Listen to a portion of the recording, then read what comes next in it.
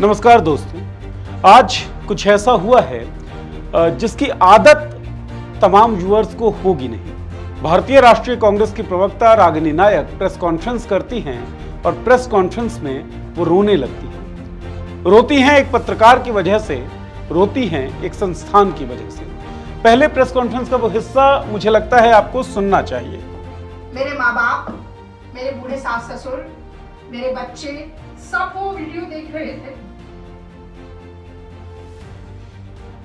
कांग्रेस के लाखों करोड़ों लोग, इस देश की जनता वो वीडियो देख रही थी। आपने मुझे गाली दी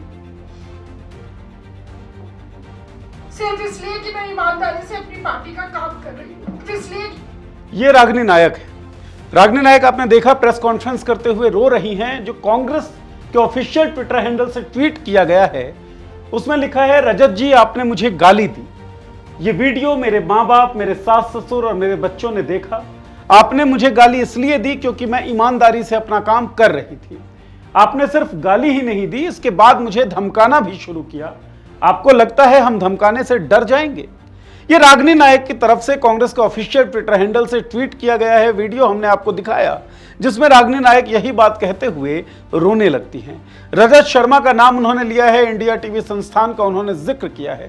कौन सी गाली की वो बात कर रही हैं और क्यों कह रही हैं कि पहले तो गाली दी उसके बाद धमकाना शुरू किया, उसके लिए आपको एक और ट्वीट देखना चाहिए। ये ट्वीट है दोस्तों इंडिया टीवी के ऑफिशियल ट्विटर हैंडल का ट्वीट मैं आपको दिखा रहा हूं, जिसमें इंडिया टीवी ने एक वार्निंग इश्यू किया है और इसमें लिखा गया है कि रजत शर्मा की तरफ से जो इंडिया टीवी की लीगल एडवाइजर हैं उन्होंने ये ट्वीट किया है। लीगल हेड हैं इंडिया टीवी की रितिका तलवार, उन्होंने ये ट्वीट किया है और उन्होंने लिखा है कि देश के बहुत प्रतिष्ठित जर्नलिस्ट, देश के बहुत सम्मानित पत्रकार रजत शर्मा के छवि का मर्दन करने की कोशिश रागिनी नायक कर रही हैं और रागिनी नायक जो आरोप लगा रही हैं रजत शर्मा पर, वो आरोप झूठे हैं। रागिनी नायक का कहना यह है कि रजत शर्मा के शो में रजत शर्मा ने उन्हें गाली दी। सम्मानित जर्नलिस्ट, सबसे ज्यादा रेप्यूटेड जर्नलिस्ट जैसे एडजेक्टिव का प्रयोग हुआ है, उन एडजेक्टिव्स की तरफ भी जाएंगे, लेकिन पहले वो वीडियो जरूर देखिए जिसका जिक्र रागिनी नायक भी कर रही हैं और इंडिया टीवी भी लगातार उस वीडियो के बारे में कह रहा है कि वो वीडियो झूठा है, वो वीडियो गलत है। ये वो वीडियो है, ये उस शो का हिस्सा है जिस शो के हिस्से को लेकर तमाम विवाद है, जिस शो के हिस्से को रागिनी नायक ने ट्वीट किया और लिखा है कि उन्हें गाली दी। लेकिन आप समझिए मैंने क्या कहा था, उसको मत मिसकोट करिए। मैंने कहा था कांग्रेस अगर 90 सीटें भी जीत ले तो उसकी जीत मानी जाएगी। नरेंद्र मोदी, ये दर्शक देख रहे हैं, आपने कहा था कोई बड़ी बात नहीं है, मैं सुन रही थी आधे घंटे से। चलिए राधिका, जो अंत में रजत शर्मा की देह भाषा है और जिस तरीके से रजत शर्मा अपना मुंह फेरते हुए कहते हैं जब उनकी किसी बात को काट रही हैं रागिनी नायक, तो वो बताता है कि वो बड़े सम्मानित किसी शब्द का प्रयोग कर नहीं रही है। इसके अलावा एक और वीडियो जिसमें थोड़ी सी क्लैरिटी है, वो वीडियो आपको दिखाएं। ये बात तो देखिए, मैं नहीं आपसे ज्यादा बहस करना चाहता, लेकिन आप समझिए मैंने क्या कहा था, उसको मत मिसकोट करिए। मैंने कहा था कांग्रेस अगर 90 सीटें भी जीत ले तो उसकी जीत मानी जाएगी।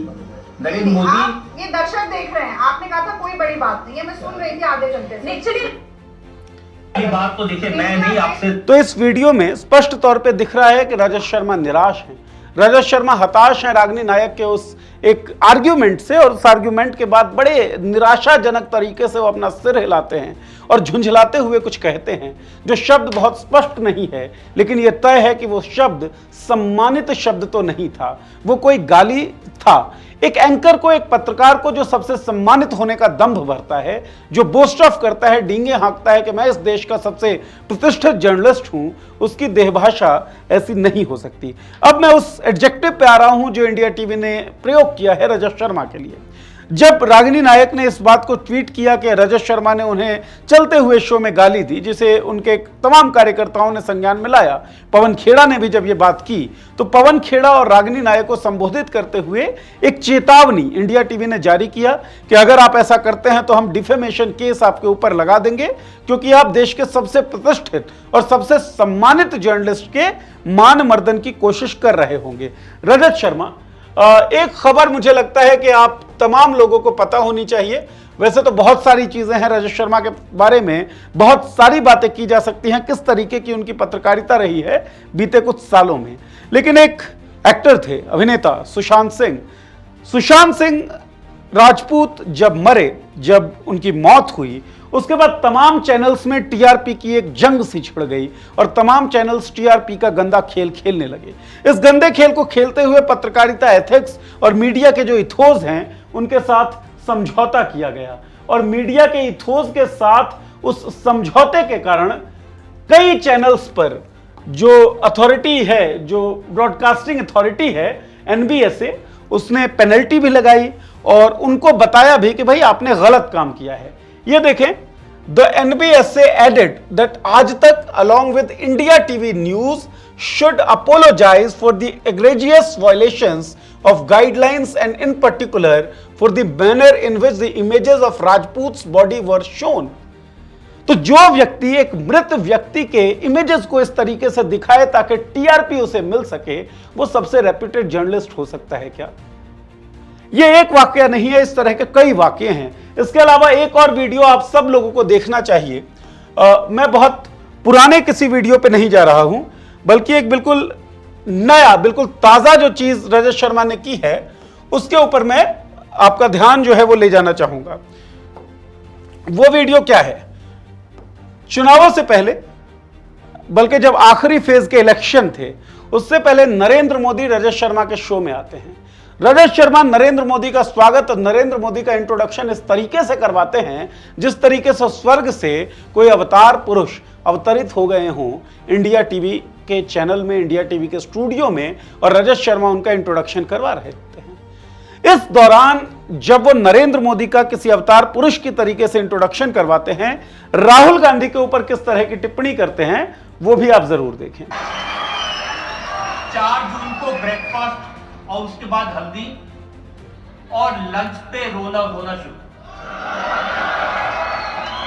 3 बजे ईवीएम की डोली में वापसी,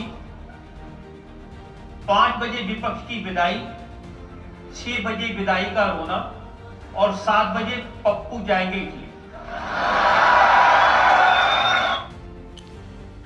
So this was the clip of one of the most honored, one of the most reputed journalists of India. Do you think so? कि एक प्रतिष्ठित, एक सम्मानित, बल्कि केवल एक पत्रकार जो है उसकी भाषा ऐसी हो सकती है? हमने भी पत्रकारिता की पढ़ाई की है और पढ़ाई करते हुए हमको बताया गया था कि मीडिया का काम सतत विपक्ष का काम होता है, लेकिन रजत शर्मा यहां सत्ता पक्ष के साथ लगभग गलबैयां डालकर विपक्ष को इलॉजिकली, इररेलेवेंटली गरियाने की कोशिश कर रहे हैं।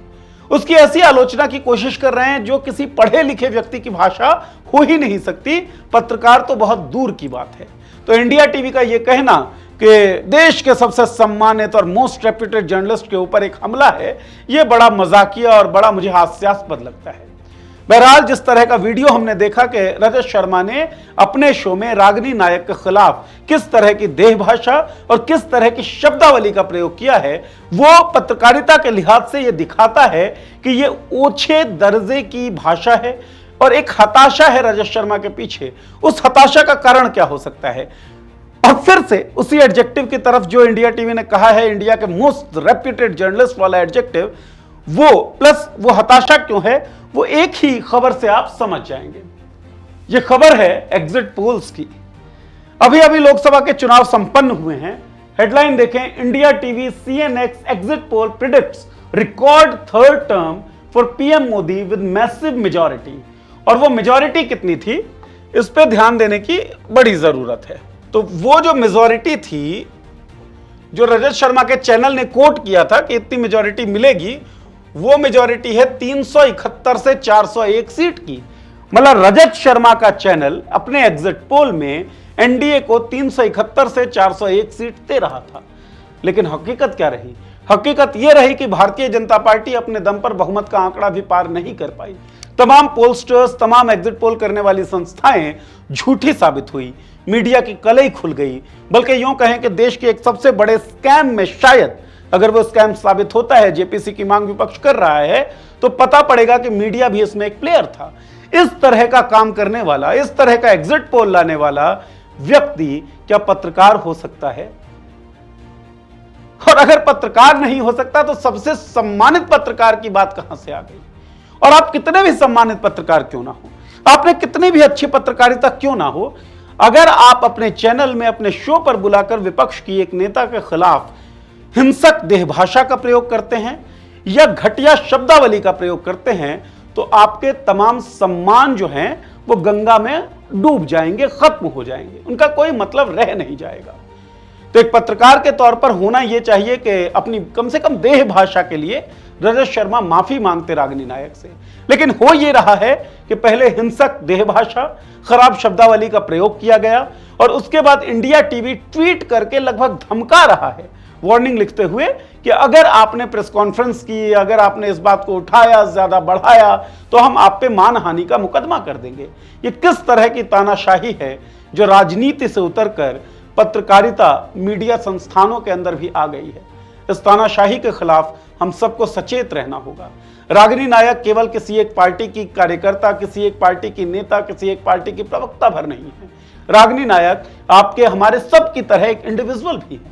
हमें किस तरह के इंडिविजुअल्स चाहिए जो स्टूडियो में बुलाकर किसी का अपमान करें, किसी महिला का अपमान करें, खराब भाषा का प्रयोग करें, यह हमें तय करना होगा। हमें कैसा समाज, कैसे इंडिविजुअल्स और कैसे जर्नलिस्ट चाहिए, तय आप करें। आपको क्या लगता है इस वीडियो के कमेंट बॉक्स में अपनी राय लिखें और इस वीडियो को सब्सक्राइब करें। ज्यादा से ज्यादा इस तरह की खबर आप तक आए, सच्चे एनालिसिस आप तक पहुंचे, इसके लिए बहुत बहुत शुक्रिया।